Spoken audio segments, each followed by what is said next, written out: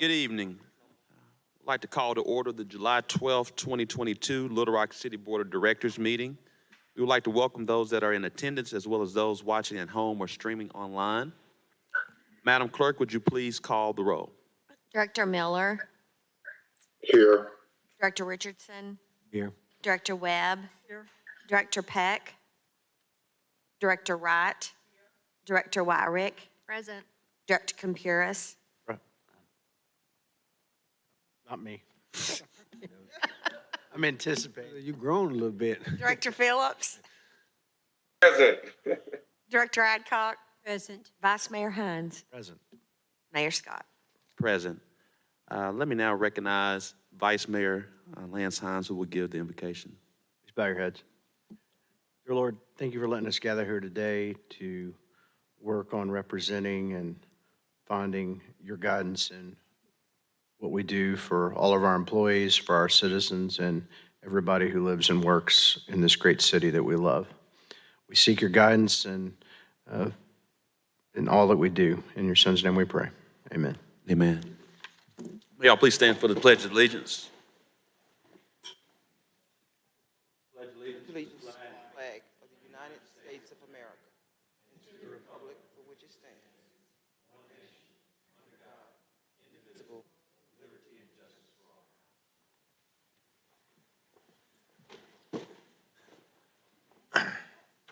We'll now ask our CFO, Sarah Linehan, to introduce today's 2021 audit presentation, as well as our auditors from BKD, now Forvis.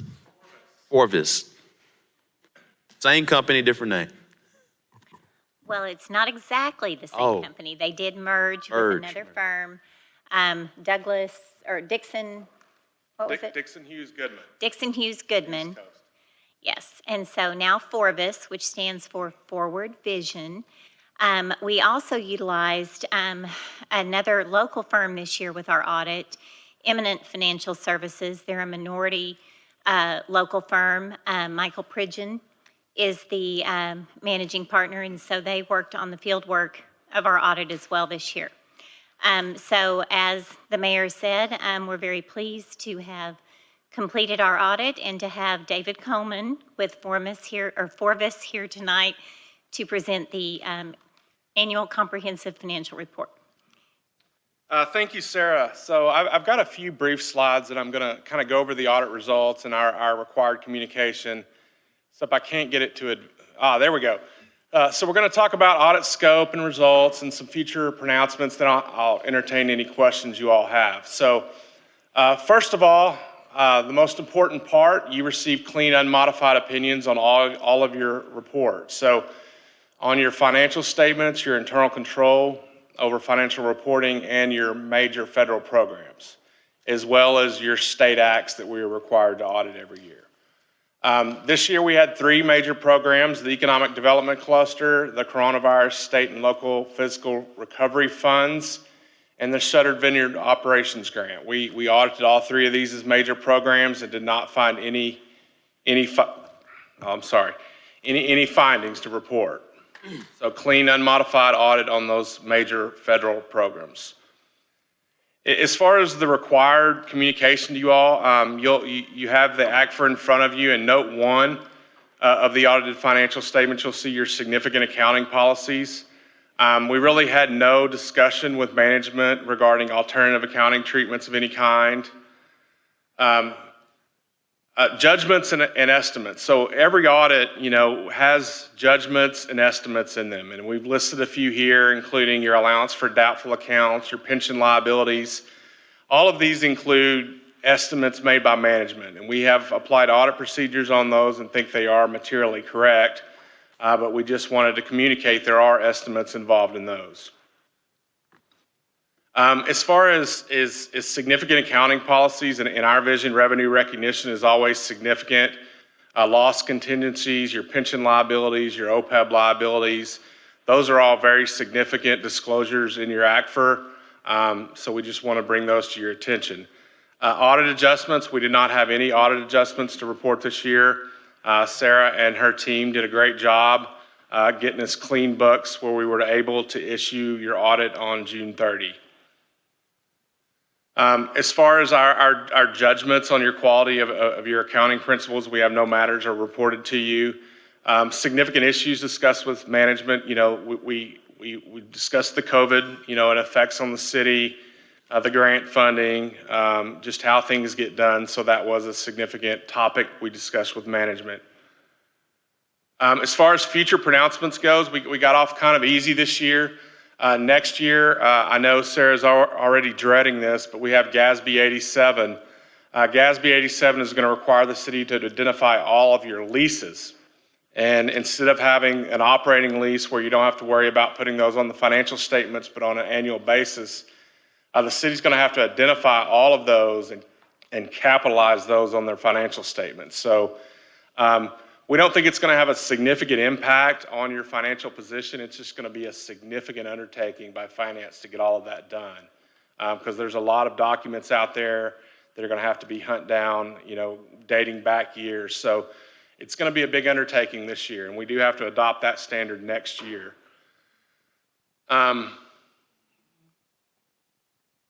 Skipped over one. Sorry. Gatsby 91 is your conduit debt obligations. This is a standard that kind of clarifies how governments account for conduit debt obligations. So the good news is you are already accounting for these appropriately. You have several conduit debt issuances that are identified in your ACFR, and you really basically already implemented this standard, so we don't think it's going to have a significant impact.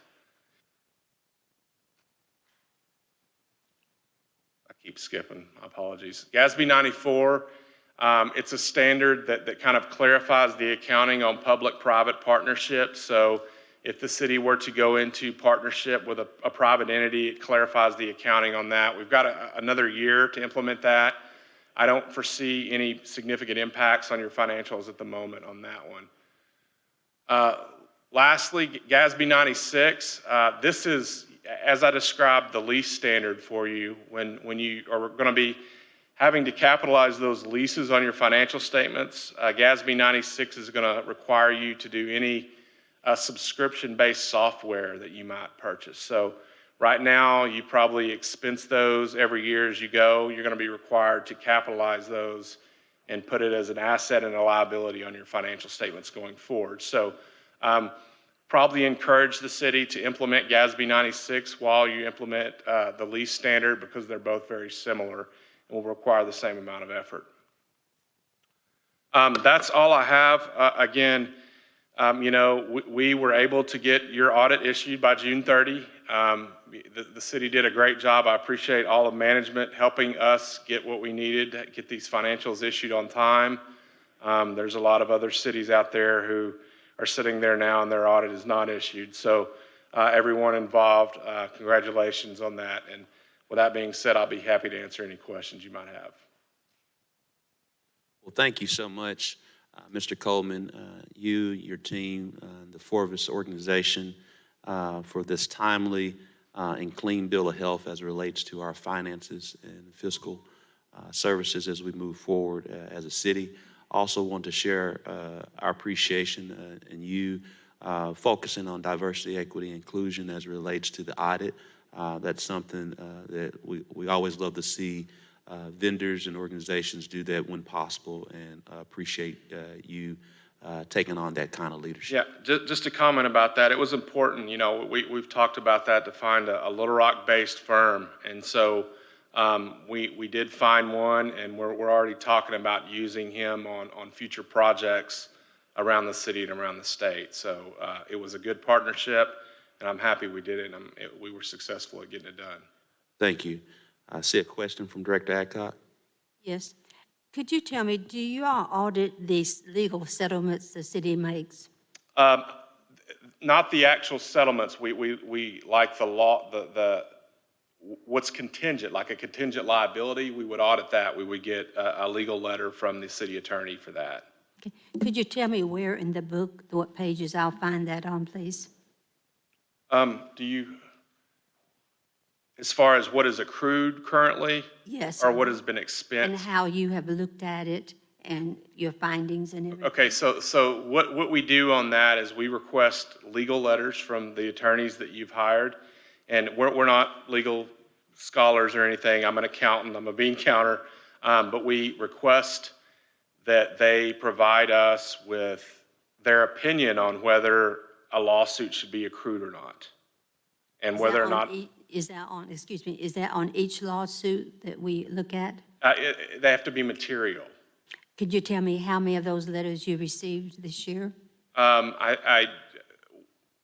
One significant one from the city attorney. So you don't have one for each case, just one overall? Well, no, the letter that he sent us is about 20 pages long, and it goes through a detail of every case that's listed. Is there a out. copy of his letter in here? No, that's just between, we ask, he's a specialist, we ask for him to provide us what he thinks we should, or the city should accrue. It's the city's financial statements. So ultimately, it's management's responsibility to accrue those lawsuits if necessary. I do believe, though, when Mr. Carpenter sent his letter, he copied the board on that letter. And we'd be happy to send it to you as well. But he sent it to the auditors. We also received one from the Municipal League that goes through any cases they work on.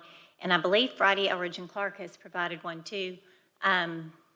So we had at least 3 attorneys that work with the city that provided letters. The purpose of those letters is for city management to determine if they need to accrue a liability or not. And what do you look at on those letters? I look at those letters and whether or not a case is likely to, if the city's likely to lose the case. Are your findings then recorded in this book or in a paper given to Sarah or something? If there had been any reportable matters that were material to the city that were at risk of the city losing, there would have been a footnote on legal contingencies. There were no reportable matters this year. Do you have a report from him stating that? No, that's not my job, is to do that. My job is to issue an opinion on the financial statements as a whole and whether or not, in our opinion, they're materially correct. Our materiality threshold, it varies, but I mean, if there's a $20,000 case that the city attorney thinks that you're probable of losing, that's probably below our materiality threshold. We're looking for very significant cases that you would need to accrue because, there's accounting standards behind contingent liabilities and whether or not the specialist, which is not me on legal matters, thinks that it's probable that the city will lose a case or will have to pay money out in the future. So any of your looking at this is not reported on paper or in a report? If there was a liability, the city, it would be in the report, but there's not. I would like a copy of that report. The legal letter, I Yes. think you were copied on it. I think when he I'm emailed, talking about your report, sir, not the city attorney's report. But your report, after you looked at this, did you issue a report? specifically on legal cases, no, ma'am. On the report that the city attorney gave you, did you issue any type of report? My opinion is in those financials, and it covers the financials as a whole. It doesn't cover specific cases listed in the legal representation letter. And what page would I find that on? My opinion, it's at the front. I don't know the exact. Well, Director Adcock, we'll get you that page number here pretty Okay. quickly. Thank you. Yes, ma'am. Thank you. Thank you, and we'll make sure that Tom resends the letter that he sent out to the Board of Directors, resends that out. Thank you. Director Miller? Thank you, Mayor. In the scope of your report, do you look at the personnel, the number of personnel that's in our finance department, the separation of duties, and that you, in your opinion, do we have enough staff there? I mean, I don't think really any accounting department has enough staff right now. I think that they made it work and were able to make it work. We had a lot of very late nights I think there's a lot of new faces up in the accounting department. So I don't specifically look at the number of staff. We're looking more at the duties of people and whether or not the work gets done or not. So if one person does the work of two people and it gets done and it's correct, then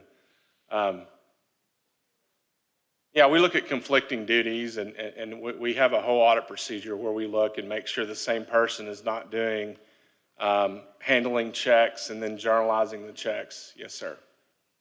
Okay, and that's really the focus of what my question is, to make sure, in your opinion, there's enough separation of duties so that one person is not doing something that could, cause some issues because we don't have enough staff. Yeah.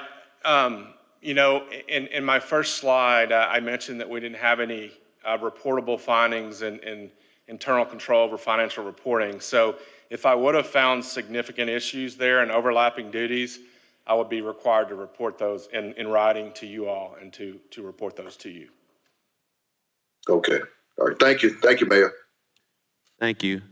Director Phillips. Thank you, Mayor. Got three things. One, logistically, I think the camera for the podium is not facing the podium. It's facing something else, so I can't see the speaker. You want me to flip it? We're going to get that changed for you. Okay. Okay, thank you. Secondly, I want to say a thank you to Sarah and her team and our outside audit folks. I know how big of a deal this is to get this type of report, and I know how much work it goes in because I called Sarah about something else, and oh, there you go. Oh, hey. Good to see you. Sorry about that. I didn't even notice. No problem. But thank y'all for the hard work. I know we're short-staffed and it's a heavy burden to lift, and it got done. So that just shows the commitment of Sarah and her team and you and your team. I just wanted to clarify something as it relates to the legal settlement. When you do audits, it's not within your purview to opine on the legal settlements that the city has engaged in, correct? No, sir. Really, the purpose of that legal letter is for management. And again, I'm the auditor, so I include 3 pieces of paper in that 200-page report. Management prepares that. What we are looking for there is audit evidence as to whether or not there are outstanding cases that should be accrued in your financial statements. Right, and I don't want anyone watching thinking that you didn't do something that you were supposed to do or that was within your scope. But if I'm hearing you correctly, that's not really what you have been retained to do as it relates to what we did or did not do involving legal settlements, correct? That's correct. Okay. I appreciate your time and your efforts and your presentation. That's all I have, Mayor. Thank you so much. Again, Mr. Coleman, thank you again for all the great work and from 4 of us, and we do appreciate this timely and clean, healthy bill of our fiscal health for the city of Little Rock. Thank you all. Madam Clerk, if you would please read the consent agenda. The consent agenda consists of a motion to accept the 2021 audit, a motion to approve the minutes of the November 16th, 2021, December 27th, 2021, December 21st, 2021, January 4th, 2022, January 18th, 2022, February 1st, 2022, February 15th, 2022, and March 1st, 2022, Little Rock City Board of Directors meetings, and the December 21st, January 25th, and March 8th, 2022 Little Rock City Board of Directors special called meetings. A resolution to authorize the mayor and city manager to take all actions necessary to effectuate the implementation of the Byrne Criminal Justice Innovation Program grant awarded to the city of Little Rock to serve the students at Stevens Elementary Center and the surrounding community, including entering into a memorandum of understanding with the Little Rock School District, and for the purposes, a resolution authorized the city manager to enter into a contract with Escamilla Excavating LLC in amount not to exceed $464,317.80 for the Bella Rosa Drive Improvement Project and for the purposes funding by the 3/8 capital improvement sales tax and the limited tax general obligation capital improvement bonds. A resolution to authorize the city manager to enter into a contract with G&W Diesel Service Incorporated in amount not to exceed $839,040 plus applicable taxes and fees for the purchase of one Pierce top mount pumper truck for the Little Rock Fire Department and for the purposes funding from the American Rescue Plan Act. A resolution authorizes the city manager to enter into a contract with Hasty Awards in amount not to exceed $63,364.50 to provide the 2023 Little Rock Marathon Finishers Medals and for the purposes, a resolution to certify local government endorsement of Custom Poultry LLC to participate in the Arkansas Tax Back Program as authorized by Arkansas Code Section 15-4-2706D of the Consolidated Incentive Act of 2003, and for the purposes, a resolution to declare the intent of the city of Little Rock, Arkansas to make certain expenditures toward capital improvements for the city public libraries and to refund one or more prior bond issues for the library and to reimburse itself for such expenditures from the proceeds of library bonds of the city, prescribing other matters relating thereto, to declare an emergency and, no, just and for the purposes, no emergency. For the adoption of consent agenda. Second. There's a motion and second. All those in favor, please say aye. Aye. All those opposed, please say nay. Ayes have it. We'll now go to citizens' communication. Mr. Jimmy Cavan.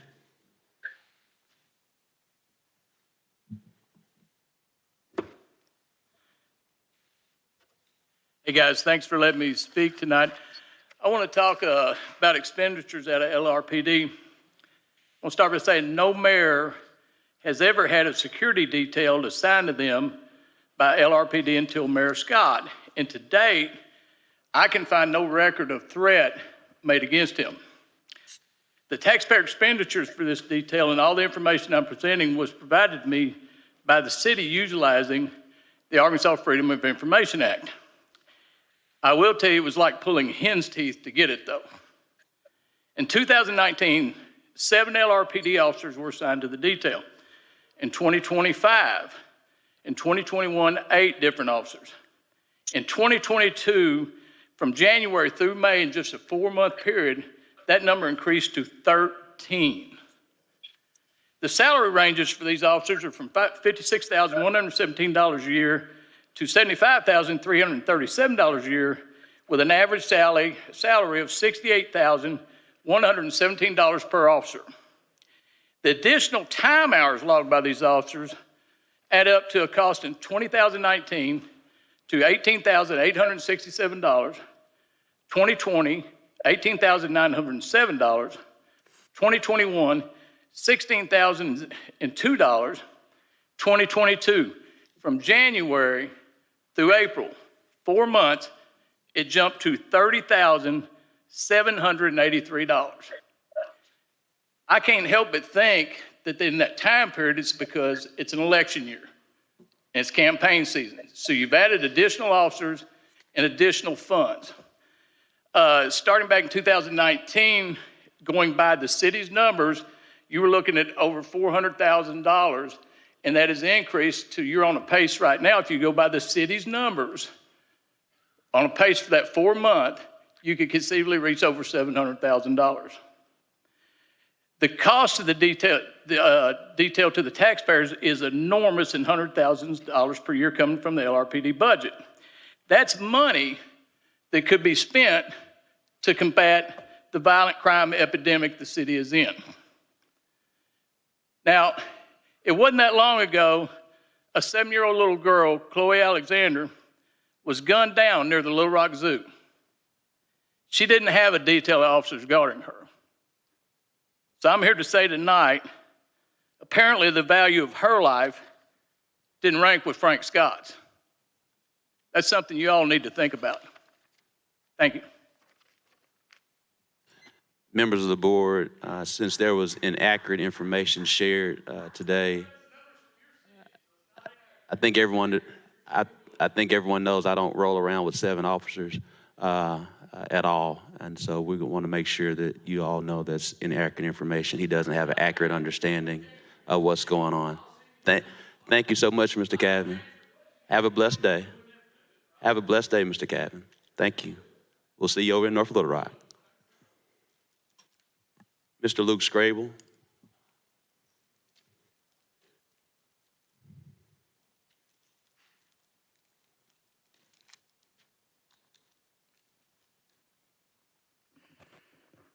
Thank you for allowing me to exercise my First Amendment rights. I wanted to briefly speak on the fact that I had sent in an FOI and I got the rubber stamp that said that there are no public records responsive to your request, and then I sent in a second FOI and reworded it, and I got my records, but I'm going to come back at a second time and fry your bacon, Mayor, at another time.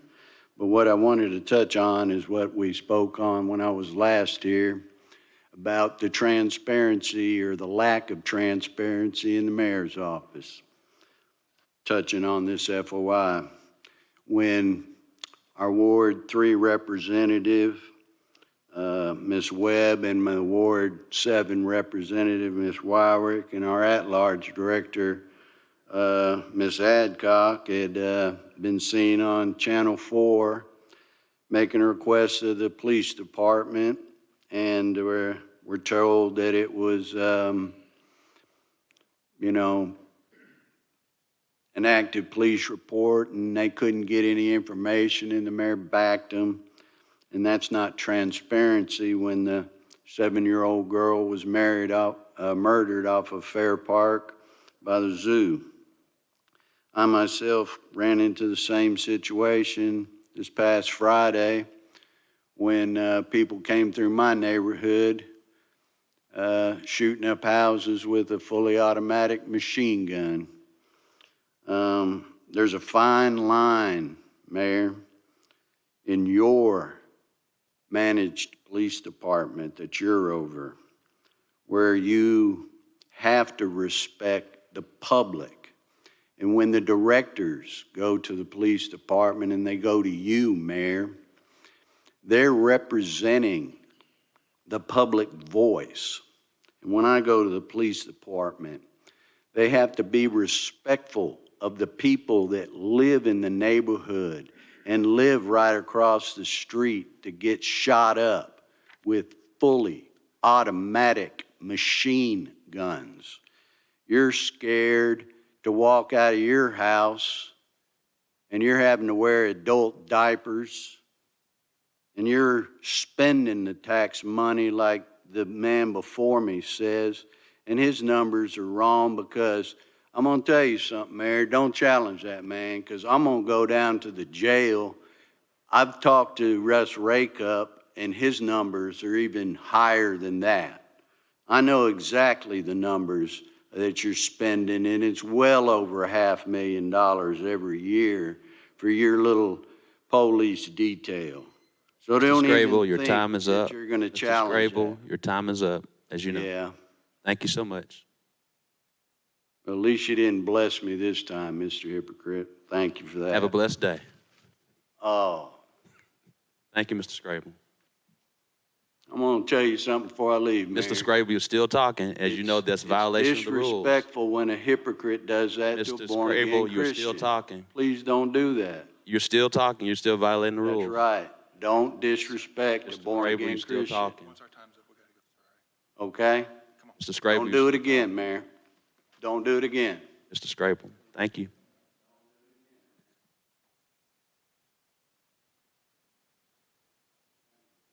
We'll now open up the public hearing for item number 9. Madam Clerk, would you please read the item? An ordinance to abandon the portion of Rickard Street between East 8th Street and East 9th Street, a portion of Fletcher Street between East 7th Street and East 8th Street, and a portion of the alley located in Block 5, McLean's Addition in the city of Little Rock, Arkansas, and for the purposes, first reading. Recess from the rules and place on second reading. Second. There's a motion and a second. All those in favor, please say aye. Aye. All those opposed, please say nay. Ayes have it, second reading. An ordinance to abandon the portion of Rickard Street between East 8th Street and East 9th Street, a portion of Fletcher Street between East 7th Street and East 8th Street, and a portion of the alley located in Block 5, McLean's Addition, second reading. We suspend the rules and place on third and final reading. Second. There's a motion and second. All those in favor, please say aye. Aye. All those opposed, please say nay. Ayes have it, third reading.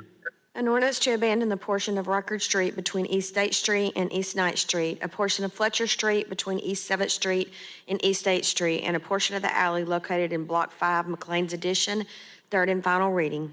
We've now had three readings. Sir, I'm assuming you're a member of the applicant and would like to speak for or against before we close the hearing? Yes, sir. Would you I'm the please? agent for the applicant. Yes. My name is Steve Giles. I'm an attorney in Little Rock. And Mr. David Garner owns a lot of property down by the Little Rock port, the airfield. And a lot of it is abandoned property. And he has a company called Brickbat Inc., which is very successful, and they do a lot of business in the Little Rock area and beyond. And he wants to expand, and there are several old platted lots and, blocks of streets and alleys in that subdivision in McLean's. And he owns a lot of the property abutting that, as does Brian Hostow with Haybar Properties and Natural LLC. And it's non-productive property at the present, but the plan is to expand that and really have a economically viable industrial district down there. And so we're just asking to abandon those old streets and alleys that essentially hadn't been used for decades because there was trees and bushes growing up in it. But we've worked with the utilities. We've seen the staff report. They have their requirements of maintaining easements, and my client is willing to do that. And we would like to go forward with this. A lot of the property is the old Archer Daniels Midland industrial development, which was very successful for many years here, and now it's just abandoned. So he wants to make all of that more useful, and we appreciate your support on that. Thank you so much, Mr. Giles. I don't see any questions from members of the board. No questions from members of the board. We'll now close this hearing. All those in favor, please say aye. Aye. All those opposed, please say nay. Ayes have it. I believe that was the final item. Do I have a motion to adjourn? Move. Second. There's a motion second to adjourn. All those in favor, please say aye. Aye. All those opposed, say nay. Ayes have it. This meeting is adjourned. We'll now come into our July 12th agenda meeting that will set the agenda for July 19th. Board members, are there any questions for items 1 through 7?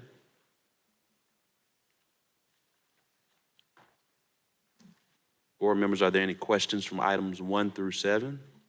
Mayor, Director Adcock? item 7, this is Jonesboro Children's Trail. What is a Jonesboro Children's Trail? Yes, ma'am. The Jonesboro, I believe that's Jonesboro Drive.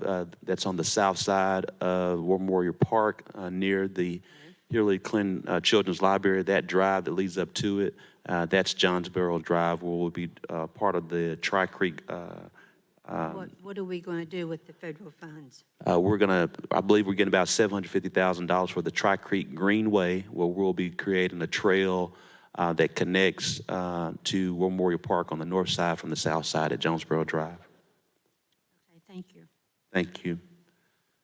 Director Wright? All right, we'll now transition since there are no other questions for items 1 through 7. Board members, are there any questions for items 8 through 16? Director Wright? Yes, I'd like a presentation. I'd like a presentation on item 8. Yes, ma'am. Director Collins, if you'll give a presentation on item 8. Director Wyrick, are you asking for a presentation? If so, could you share with us as he? The same one. Same one. Thank you. Thank you. If we could bring up one of the land use maps, the exhibits, if there's two sides, there's a east side and a west. Thank you. Mayor, Vice Mayor, members of the board, Director Wyrick and Director Wright, what this is. If you remember, less than a year ago, a piece of property along Shackelford come for a rezoning that was between Shackelford and the highway that didn't quite match up to the land use plan. And a little bit of outdoor storage with some display in the back. And so a request is made, even through the Planning Commission, maybe looking at this area, which encompasses both on the Shackelford, the shopping center right there at Shackelford Crossings, and also south. If we could scroll down a little bit, I don't think it goes too far past 36th Street. And then if we could bring up the next map, which is over on the west side of the interstate, we were tasked at looking at 2 areas to see if we needed to amend the land use plans for some of for the future development. So we looked at 10 tracts of land in that area to do. So the first area, like I said, was that first area to the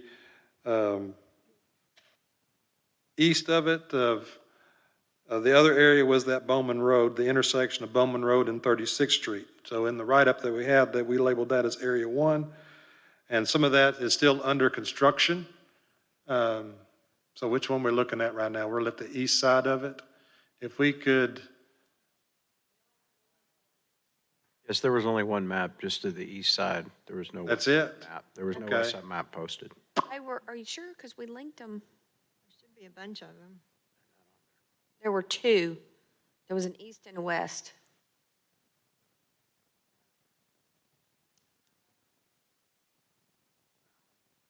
Yeah, there was 2 areas before that. I can go ahead and speak on the Shackelford area, switch to that, and then if it's not up there, I can make sure everybody gets that and answer any questions specifically for the western area, which is that 36th and Bowman area, where the apartment complexes are going.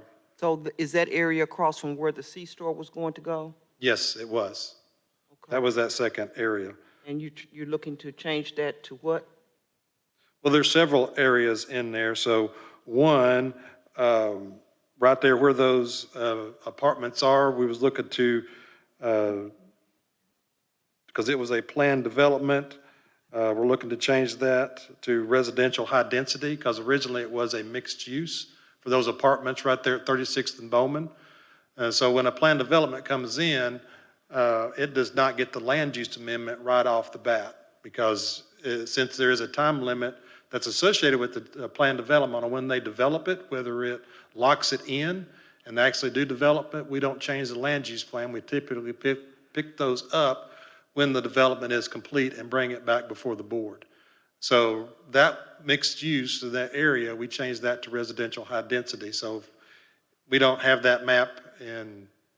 Board, yes, I was just going to say, board members, these maps are right. I just linked them to the wrong item. Mr. Collins? I linked it Okay. to the other land use plan, so these are correct. Okay. Mr. Collins? Yes, ma'am. Even, there are apartments there, but there is some commercial there as well. It is a mixed-use commercial there. Yes, and we left that bottom portion as neighborhood commercial. It is only the area that the apartments have. That was part of it that we were changing the land use plan. Okay, but right there on the corner, 36 and Bowman, that last piece has been developed, there is commercial underneath the apartments above it. Yes, ma'am. Are you And that's talking what about we're. changing the zoning? No, ma'am. We're keeping that as listed as neighborhood commercial. We didn't change that. It still would fall underneath that criteria of the land use plan. So it wouldn't be mixed-use commercial? No, it is, the neighborhood commercial still fit in that area. So that fits, okay. Now, what are you talking about rezoning the parcel that was going to be for the C-store? Right now, we're not proposing to change that on the land use plan. Because I'm probably going to need to come by and sit down with you and your staff, and you walk me through this, because this is a very tricky area in here. It is, and that's why we didn't propose it. We had that item that was coming before. We'd already started the research on that area, and so we didn't propose that at this time. So this is not taking into account that location where that C-store is located at. Okay. But you said it does include Shackelford Crossings. Yes, it does, because we looked at that portion of that and met with the developer, and they requested certain portions of the Shackelford Crossing not to change. That was going to be my question. Have you Yeah. met with the developer and the new owner of Shackelford Crossings? Are they the same? We met with their representative, which was Moses Tucker, for the real estate. Okay. And they presented everything, and then They what we want- got back was they did not want to change certain areas. They wanted to keep it more flexible for leasing opportunities. Right. And I don't want to interfere with that. We've got a little momentum going there finally after 10 years of nothing. So I don't want to interfere with what they're trying to do. So they are in agreement with what you are proposing? Yes, we did not propose anything that they were not in agreement with. This was not any opposition. We did propose something different, and they requested that it stayed the same land use that they wanted for that area that they was looking to lease. Yeah. Now, the other portions that was already developed, as like the restaurants fronting Shackelford and those areas, we're proposing to change those. What? Right now, they're going from mixed use to commercial. Will that impact anything that they need to do to their existing properties? No, it will not. The ones that were left out, if you look at that, if we could go to that other side, that eastern portion that's on Shackelford, I'll show you where that area is blocked out and not part of the proposal. Yeah, you can actually see on that map, you scroll down a little bit. You see every area around it, go up to the north a little bit. There you go. You kind of see where that little block is not part of the shaded area. What little block? You got a lot of blocks. Well, the red shaded area is the area that we're looking to change. If you look at that area where the center is and the leasable spaces, that is the area that we're not changing. It is staying the same. Shaded area. No, the shaded area we're proposing to change. The unshaded area in between that is not shaded in that shopping center is the area that we're keeping the same. That's what the That's what they asked for. Okay. And the shaded area, you're changing that from mixed use to?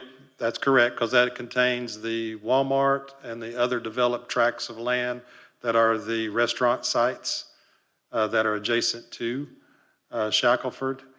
They were more of a locked-in area and not necessarily part of a shopping center that could change leasees in the area for development. Okay, so was there all of these property owners were notified? Yes. Was there any opposition? How long have you been looking at this? We've been looking at this going through probably about 6 months. And did you get any response from anybody in here? Yes, I mean, when we first started, we did with the developers. That's why we did not propose a change that was in opposition. We went and met with them, and if there's any opposition to the land use amendment, we do not bring them forward to the board. Okay. We remove them from the area, and then we'll just leave it as is for now. I trust you, Jamie, but I've worked real hard on this area. And so I'm going to call the developers and some of my contacts over there to make sure that they are aware that this is happening so that I don't get slapped in the face 6 months from now. Yes, ma'am, I understand. And we will also go ahead and provide all the contact information Yes. that we sent out and any correspondence that we got back. Okay, I We appreciate have that. kept all that, and we will provide that to the board. Yeah, as I said, I've worked real hard over here trying to get something going with this development, and it's critical to me that nothing stopped the momentum that we finally got moving. Now, will your change affect the main event development that's in the back here that is in this shaded area? Will it affect that at all? No, the main event is not in that shaded area. It's The not main in that shaded event area. is in the unshaded area, Where? just south of that MX to C. The main event is going in that longer building that's adjacent to the interstate. Okay, all right. And that is So mainly what I'm looking at is in the shaded area are the restaurants. Yes, ma'am, and the Walmart and the hotel that's down there. It's all the areas that are already developed And and they're already built out. they're already built out, and they're not going to have somebody necessarily come in for a lease and redo an area. We removed the area that was more leasable in that shopping center, that different developments would come and go as needed. And that was their request, and that's what we complied with. Okay, hypothetical situation. God forbid, but say one of these closes and somebody, another restaurant wants to come in, will they encounter any difficulties with, if they want to renovate with this change that you're No, making? not with this land use change, no. Okay. BJ, help me here. I'm trying to ask all the questions that could come up and slap me. And I know you all out in the Southwest have dealt with a lot of this. So I want to make sure. The MX allows restaurants in it, right? Yes, even in the commercial, it allows the restaurants. That should not be an impact. Yeah, the mixed use was really for more if it goes for like some office uses and some different uses other than the commercial.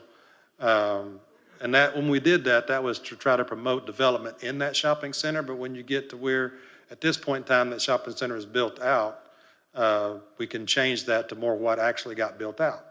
And that's the area that we didn't shade, was a request that they wanted the ability to put other uses in there if needed to make sure they lease out the spaces. So my questions were, did you look at the write-up part of the package on the agenda? I couldn't get online. Okay, well, my questions were more along the write-up, and the first one in the write-up, it's at 36th and Bowman, and they're at that intersection, the northeast intersection. It's going from neighborhood commercial to MX. Is that because there were apartments that were built there prior to this land use? Yes, Are when you the amending it? original land use went in, like I said, that was that neighborhood commercial section of it. And then we had the apartments come in, and I think Director Wright hit right on the head. We do have an area of that that has the commercial on the bottom and the residential above them. And so with that, that would allow for that mixed use. So we're just aligning what was built in that planned development with But this is the not where land I'm use. looking. This map that you have up here is Interstate 430 and Shackleford and all that. And the one I'm looking at is 36 and Bowman. Yeah, if we could get that other map, that's that other side, the second area, larger area that we looked at. Okay, That's that one right there. that one right there, yeah. Yeah, so if you look at the red down there, that's the area that that you're talking about. Okay. Yeah.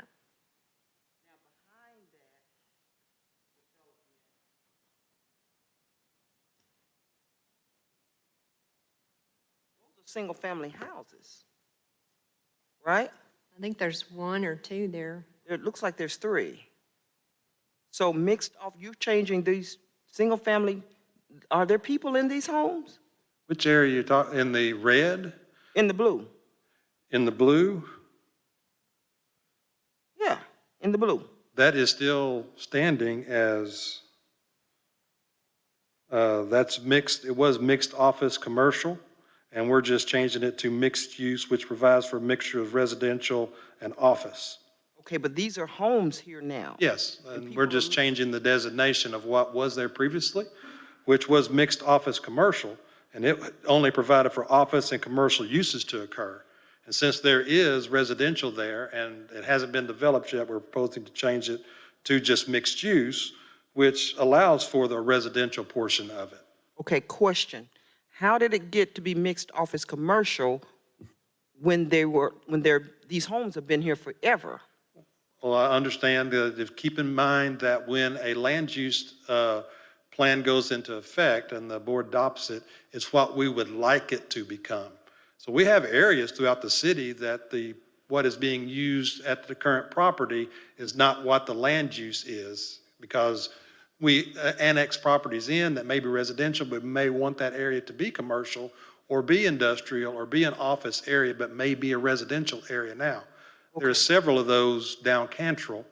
So as we got single family homes that are fronting on Cantrell out west, that do not have a land use plan that's associated with single-family residential. So it's not uncommon to see that. We try to reduce that as we go through, but just because a residential home is on it doesn't necessarily mean that we change the land use plan at that time.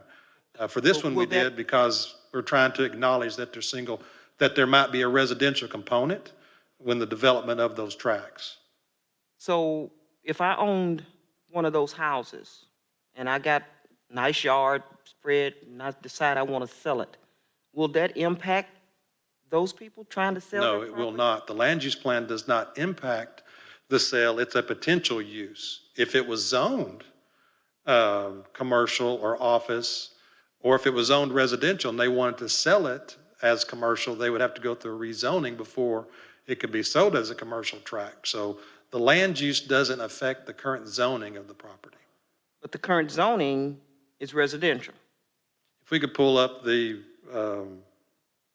asked a map of the zoning of that area, which I could confirm that.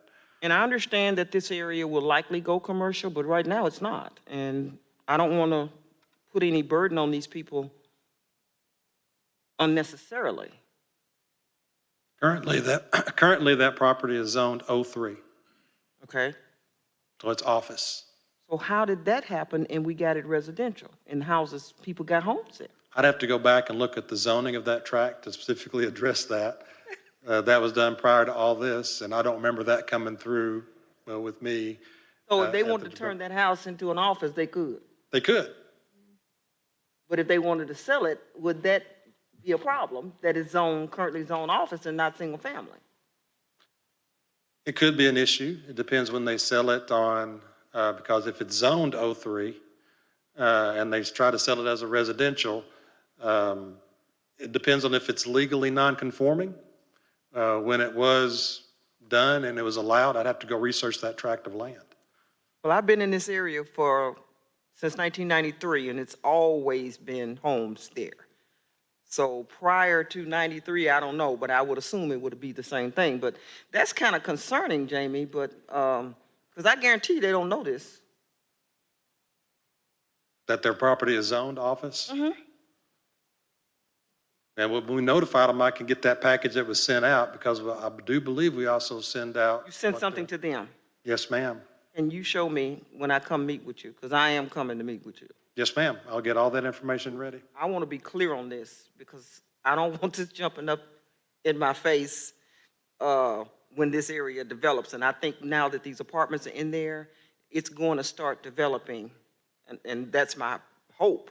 But I had no idea that that was office with those single-family. Yeah, and like I said, this is not getting it more restrictive. It's actually changing it to mixed use, is given the ability to be residential. More flexibility. Yes. So if they did come forward, that would be the Yeah. land use. So they would have that ammunition to say this. Yeah, it's entitled to be mixed use. So if they come in and wanted to remove the O3 zoning and put it back to residential, it's not going against the land use plan. Okay. Mayor, I don't mean to take up too much time, but you know these can get kind of intricate. No, I think Way on down the line. it's sorely important, so we appreciate you having these type of From questions. now, when something happens, everybody's gonna like, huh? Yes, ma'am. Director Wyrick? So I'm looking at the write-up, and there's one map on here where it's showing to go from MX to MR, and that's on, I can't, That is Area 7. I don't know, it just disappeared on my cell phone.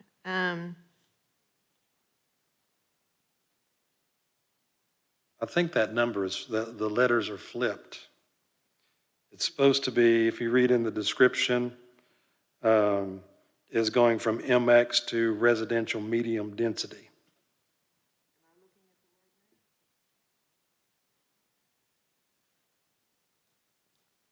It's on the east map. So, It's not the right map. Yeah, so if you look at the label on there, it says MX to MR. We'll make that correction. It's actually supposed to say MX to RM, which is residential medium density. okay, and so what does that residential medium density mean? Well, it covers a broad range of housing types. What we're looking for is just a density somewhere between 6 and 12 units per the acre. So residential low density, as far as a land use map is concerned, it's less than 6 units per acre. So you're talking about more apartments? And it's already zoned MF12. Yes, that's correct. I mean, it's pretty much, it accommodates what the actual zoning of the property is. Then there's a piece on here, I hope my cell phone doesn't jump, it keeps going off track here. It's at 36th and Shackelford Road, and it was park open space, and it's going to MX. Where is that? It's the southwest side of 36th and Shackelford Road. Is that right? Oh, it went away again. Yeah, that's a big track right there, Jamie. What is it now? I don't know, it keeps, Well, right now, it is just labeled as park open space, and that's a general label for this location that we would use for stuff that is located within that flooding area for that. Is this the correct map here that she just pulled up? Because I thought I had it. This is, And we actually have and this for the future land use. So we typically put that in. So this is the floodway of Panther Branch Creek through there, and only a portion of the tract is within that floodway. So it is correcting a GIS, I guess, an area label, of which some of that is not necessarily within the park open space designation for that. And also I want to bring to the board's attention that we also have special zoning districts within the city. One of those is the Floodplain District, FP. And the Floodplain District automatically goes with any adopted floodplain maps with the city. And so they are to be aligned with any park or open space that's associated with the floodway, but really the designation of what can be built inside that floodplain and floodway associated with the zoning is tied to that FP special district, the floodplain district. And it's an automatic designation. We don't go zone floodplain, it's automatically set per an ordinance. So when it changes, the floodplain area changes, the floodplain zoning changes.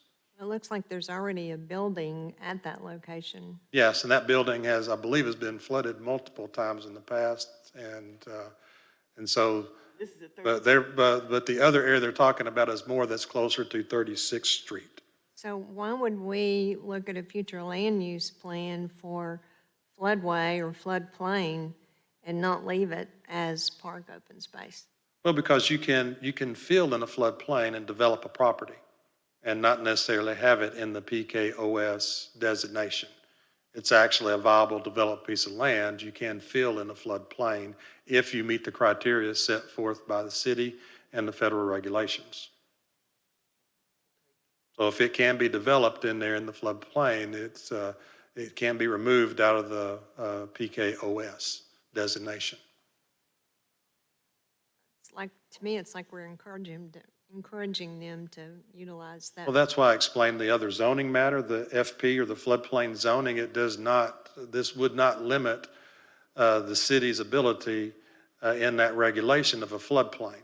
It is the PKOS is a land use, but the zoning actual map we've adopted where the adopted flood maps is associated with that FP zoning. That's why you can't do any development in the floodway. Then there's another piece of property that's right up from there that looks like it's going from office to STD. It's not shown on this map, and I'm not sure which one it is on. Every time I try to move this, it goes away. I'm trying to find it. Yeah, I have it. That's listed in the write-up as Area 8. Area 8, okay. And STD is Services Trades Districts, which provides for a selection of office, warehousing, and industrial park activities.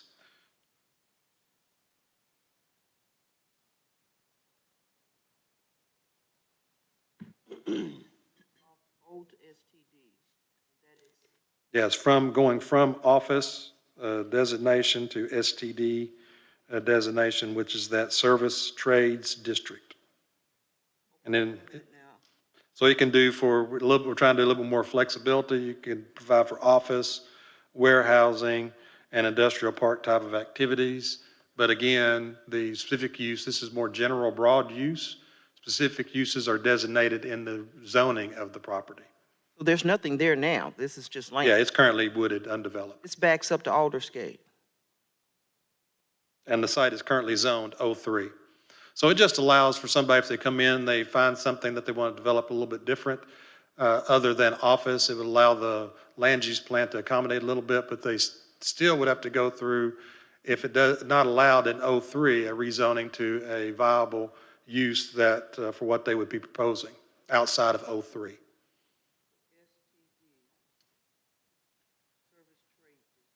The next one I was interested in, I guess it's Area 9, and it's at the intersection of Shackelford and 36th Street, and it's neighborhood commercial on all four corners. Going from residential on 3 corners, and the other corner is, I'm not sure what it is, MX. It's at Shackelford. Yeah, the corners, one is a mixed use, one is office, southeast corner is residential high density, southwest corner is residential medium density. This is a major intersection, so at that, we're proposing to change that to allow for neighborhood commercial in there, which would align more of a C1 uses or something that would accommodate some of the other uses adjacent to it, some of the apartments adjacent to it, or not right adjacent to it, just to the east a little bit for those uses.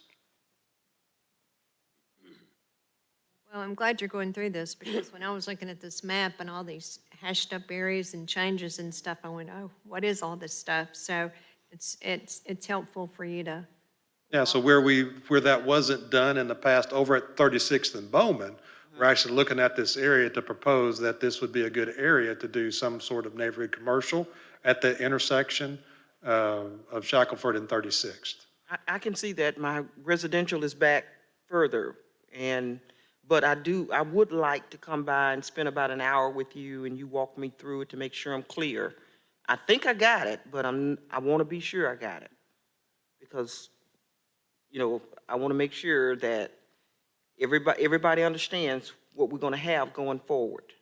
And BJ, I think this, excuse me, it kind of answers the questions before a community meeting you and I attended last night about floodplain development. So I think that you and I spoke a lot about that. And I think that answers the questions about the criteria and the restrictions around that.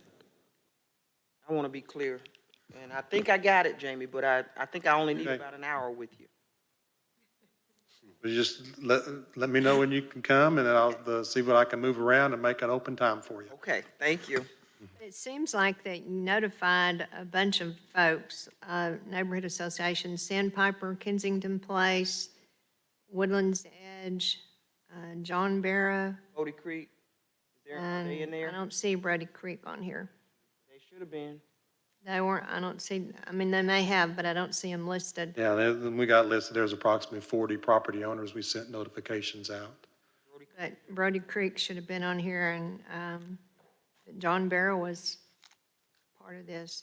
That was John Barrow planning area. That's why, see, all of this, Monty, is it Monty? No, who's the guy, who's working with the neighborhood on their, That is Mr. Malone. Walter, I'm sorry. I apologize, Walter. All of this is very important that this be a part of that John Barrow redevelopment plan that they're updating now. So I need to be clear so I can explain it to them at the meeting, and then we need to include all of this. So that's being worked on now. Yes, ma'am, I understand. I'm just a little bit concerned about the floodway versus floodplain issue and changing it from park open space to,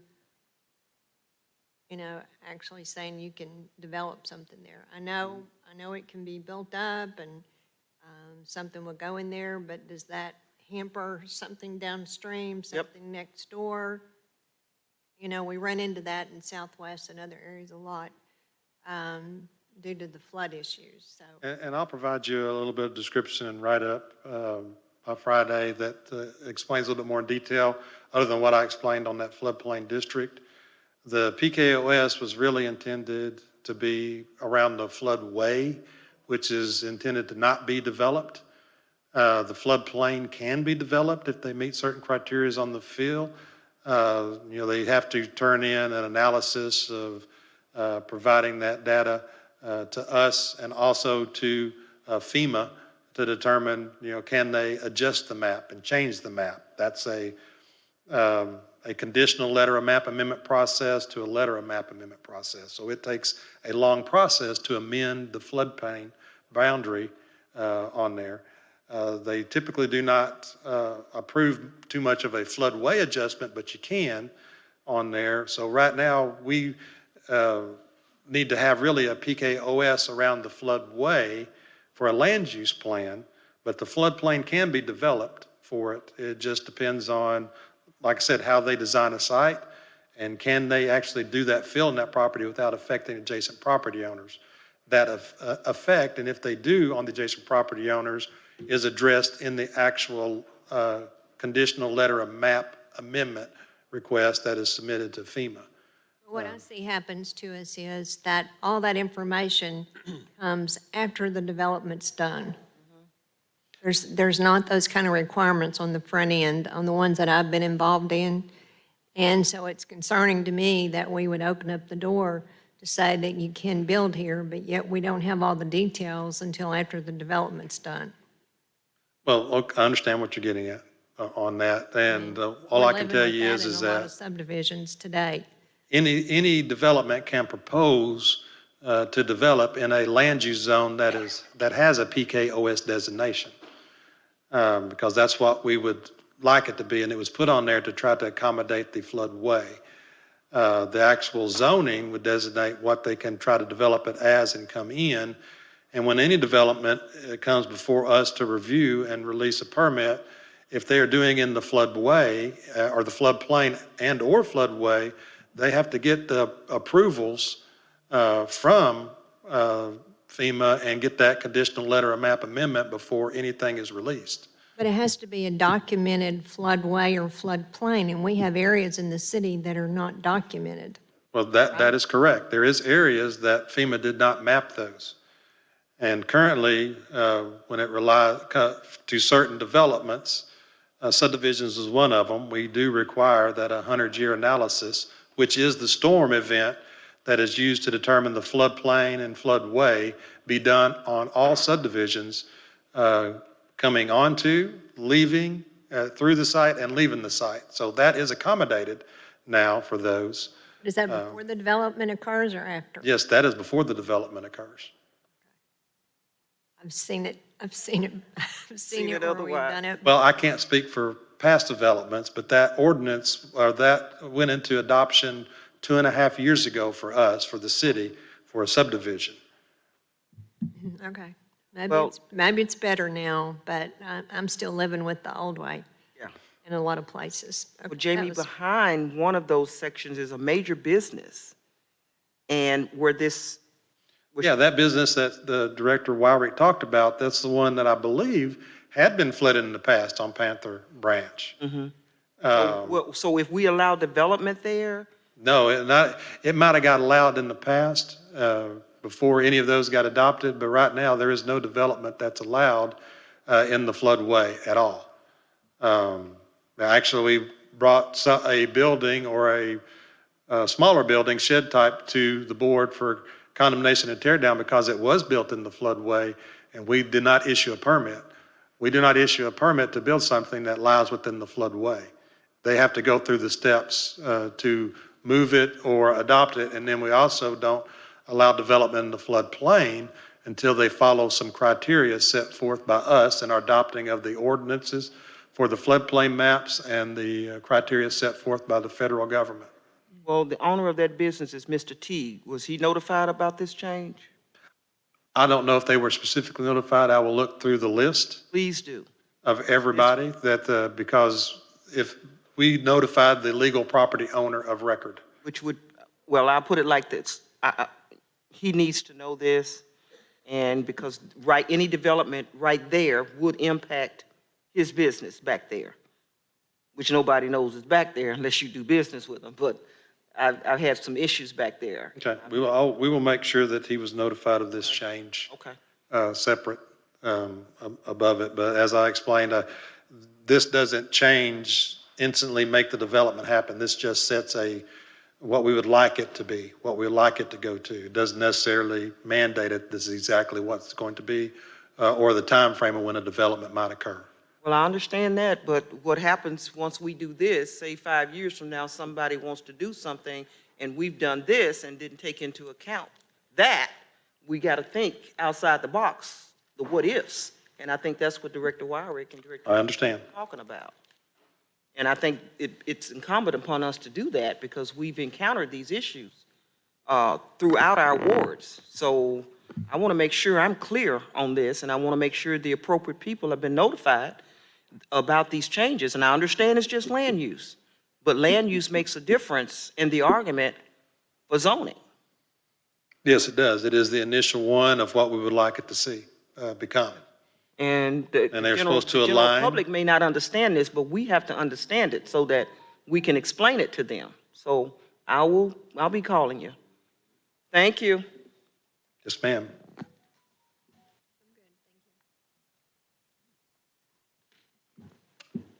Director Phillips.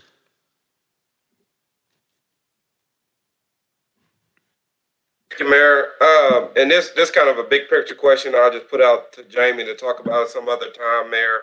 But I appreciate the work in, seeing the issue and addressing it. I would like to know, and maybe we schedule at an agenda meeting, Mayor and Director Collins, make sure we understand your processes, Jamie. Like, how do you identify which areas, what's coming next, what other part of town are we going to kind of do this this redo of land uses, just so we can kind of know ahead of time. So if we can add that to agenda in the future, Mayor, just so we can see what else the planning department has on its agenda. Will do. Director Wright, your hand still up? Thank you. No, I'm done, Mayor. But I will like to meet with Director Collins, and we have a pretty good working relationship, so I'll just schedule that at his convenience. Make sure I'm clear.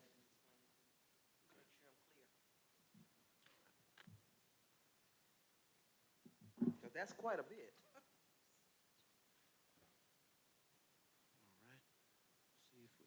Director Adcock. Yes, item 17, Jamie. Is it all residential or is it residential and commercial?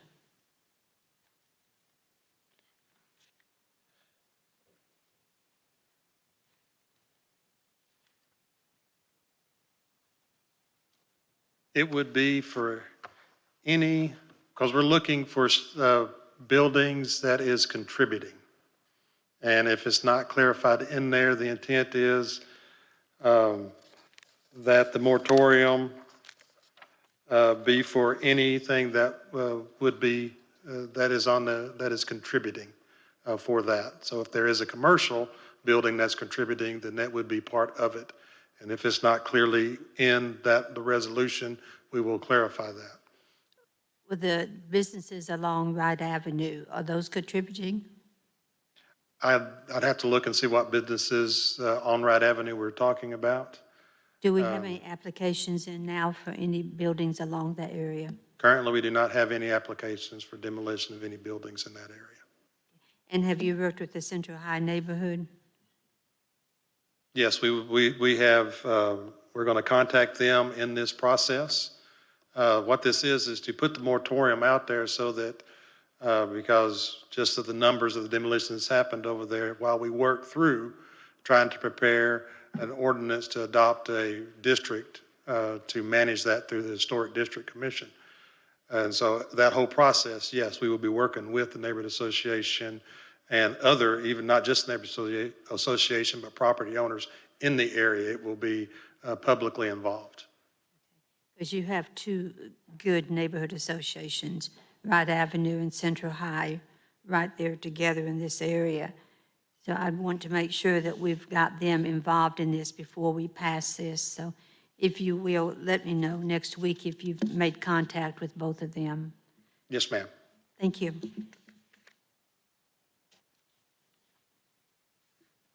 Thank you so much. Any questions on item number 18? Director Wright?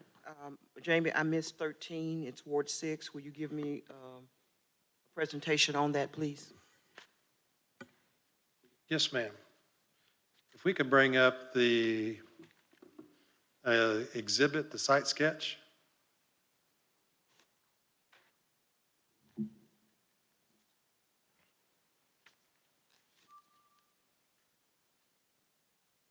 What this is this is a proposed development of an indoor soccer complex on Embassy Suites Drive. It's between Canis and Financial Center Parkway. So right now it's an undeveloped tract of land. Just to the north is Embassy Suites. So you're on that east side of Embassy Suites Drive. Okay. Just south of this is where we widened that. We had purchased and the hair salon business that's right there, that tract of land, and some others. And so what they're looking to do is, like I said, it's an indoor soccer complex on there. They're looking to do it in a two-phased indoor facility and paving for it. The phase one will include the 26,000 square foot facility with the parking area, and phase two will do the second phase, or the 25,000 square foot building approximately. Nobody come out in opposition to this. There was nobody in support or opposition to the development. The Planning Commission voted unanimously to pass. There was one open position. In general, like I said, it is wooded right now, and it's sloping from the north to the south, so it's kind of sloping to your upper right, the lower right corner from the north to the south on it. And like I explained, that's large development hotel is just to the north of it. So this is just a continuation of development that is going from Financial Center down Embassy to Canis, and we would have anticipated that when we done the improvements along Canis. We actually sold the land for this? No, we did not. This is not our land. We owned land to the south of it. I don't know if that land actually has been sold yet or The not. sloping that you mentioned, will that cause a problem for anybody downstream from it, like Embassy Suites, or is that gonna? Well, Embassy Suites is downstream from it. So it's flowing from the north to the south, and they would have to put in the required detention and drainage improvements per our manual for that. Okay, let's just hope it doesn't create a problem, okay? Though sometimes those don't work. And sometimes that is due to maintenance of it. And That's usually they're what it's. privately maintained. Yeah. And some of that, if we run into issues like that, we go do investigate, and we do require them to put it back to what the condition was at the time that the development occurred and became operational. So that has happened in the past. We have required subdivisions and other entities to clean out detention facilities or, repair damaged overflows or pipes that was tied to that facility. Usually it becomes a problem, and then it gets to the board, and then we have to request the issue be addressed, which I wish we had some controls in place that would prevent that, but apparently we don't, or we can't. I don't know if we can or not. Well, we require them to do it per the current adopted codes and the manual that's been presented and adopted by the board.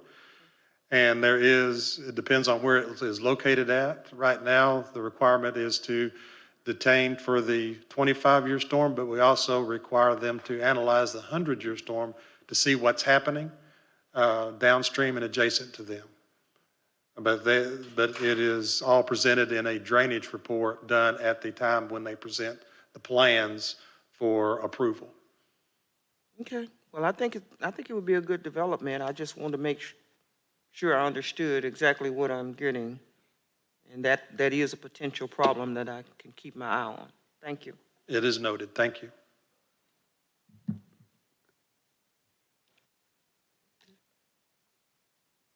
Director Wyrick, is your hand? Yeah, I missed this one as we were going through. Item number 16 on Stagecoach Road. It's going from R2 to C3 and open space. Yes. And it's open space for that southern portion. If we could bring up the zoning map. And right now, it's a residential structure with an open yard area, and the southeast is all wooded on there. So to see it as it is closer to the floodplain down there, it is wooded. And it's sloping towards that floodway or floodplain that's on that south portion of the property.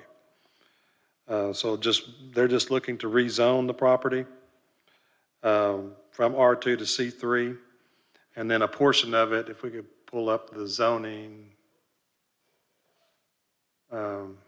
map, or as that was zoning map. I didn't see where they were labeling it as open space. But anything within the floodway, as I explained previously, item is going to be designated as open space on the land use plan. So do we not normally say where the open space is, or we wait for the analysis to do that? Like, should this not say C3 for a part of it and open space for the other part? Yes, it should on there. I mean, it should actually show the two maps that we're doing. I'm proposing, and so it will follow that floodway line of what the open space is. We don't have it on this one. I'll make sure we get it on for clarification. Because I think this is right down the street from that one location we visited a couple of weekends ago. And they definitely have flooding down Sibley Hole. Yeah, and as you can see with the zoning maps up, we support it because there's several commercial properties along the roadway that were residential that are getting converted to commercial. So you see the C3 across the roadway.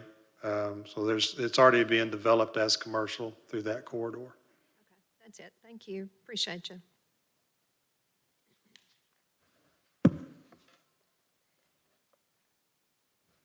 Any other questions from members of the board? Mayor, Director? I want to bring up one thing. As you know, I'm working on this food desert project with Director Webb, and we need a market analysis. And we've gotten some information on the vendor, and we were told between 4,500 and I think 8,000, somewhere in there. But we need to move forward with trying to get a market analysis that would include Barrow Road and 12th Street. How can we move forward with that? You'll send that information. Mr. Moore hasn't. Mr. Moore will send that to Jamie Collins, and we'll work through. Who? Mr. Collins, that type of analysis if we do Okay, so it would come through Jamie's shop. Okay, thank you. Mr. Moore, did you want to add something? Yeah, I had been visiting with Director Wright and Director Webb, and I know there's a task force that's going to be formed, and I thought that I'm supportive of bringing on the consultant, but I thought it would be the task force would be a good instrument to be able to lead the discussion and the consultant. So I think the committee is going to be formed soon, and then we'll get to work. Is it?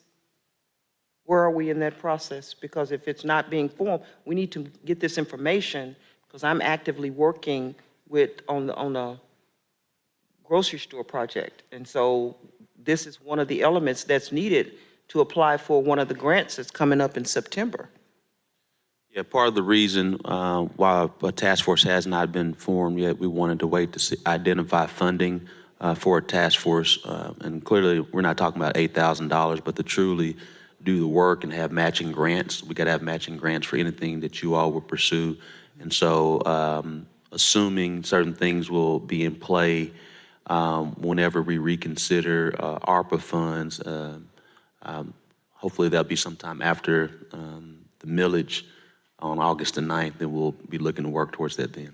Well, could we not do it under the Targeted Community Development Initiative so that we can move forward and make that application coming up in September? That's something to consider. We'll just have to Yeah, think through because it. this is a project that I'm working on through the Targeted Community Development Initiative in the target area. Sure. I'll visit with you and Director Webb separately, of course, but we'll talk through it. Okay. Yes, 'Cause ma'am. I don't want us to miss that window because that's a $200,000 grant. Yeah, and I think what I'm sharing is it's not the market analysis of $4,000 to $8,000, and the big issue is having Right. the matching grant of $200,000. Well, we just want to get, but you're going to have the market analysis or you can't apply anyway, is on what I'm told. They're going to ask for some of this stuff. Okay, we'll just talk offline after this. Okay. But we'll make sure we talk this week. And although, Mayor, it's not in Ward 1 anymore, Director Wright made reference to 12th Street corridor and the information, Bruce, that we utilize and we developed from that analysis be included so that we can have a more comprehensive, well-thought-out, bigger footprint as we address this critical area in certain parts of our city, unfortunately. And I think Director Wright did mention 12th Street in her remarks. So the information that we utilize for the 12th Street corridor to determine that area to be a financial desert be included. Although it's not in Ward 2 anymore, it's in Ward 1, but I'd like to have that included as well. Yes, sir. Any additional questions? Any additional questions? Meeting adjourned.